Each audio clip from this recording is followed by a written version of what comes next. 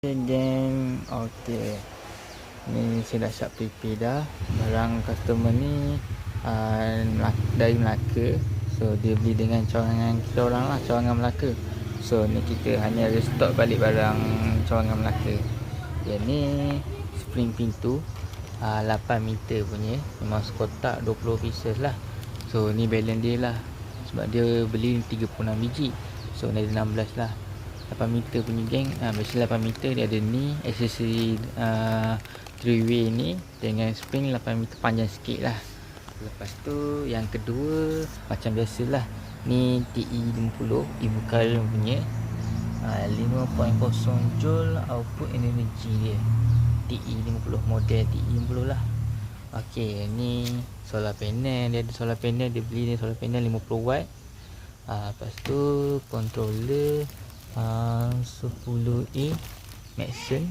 Lepas tu dia beli ada TT238 lah, tester Tivo. Okey, yang ni aksesori wayar 1.8 2.5 10 meter 10 meter. Ni 6 meter lah wayar solar kabel. Memang sekali set dia dengan kita bagi ni copper clamp 3 biji dengan joint clamp 6 biji dengan battery clip lah 50A. Dia sekali set dia dengan copper ni. Copper. Set dia copper, wire 3 ni. Lepas tu lagi satu yang ni dengan ni. Set dia lah, fan accessory set. Okey. Lepas tu dia beli 7 biji joint clamp and poly wire MP300.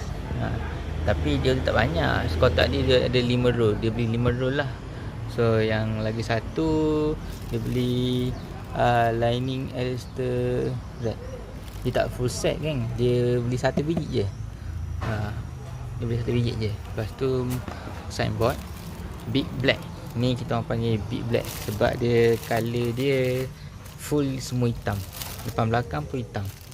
Dia beli 25 pieces and battery 50Ah gel 1 biji. Lepas tu ni untuk clip fiber.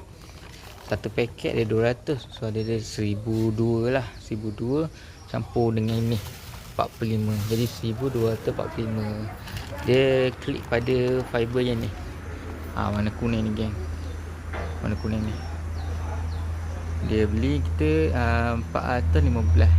So satu ikat putih tu 100. Saya keluarkan satu ni untuk 15 balance dia. So inilah sesuai untuk klik ni.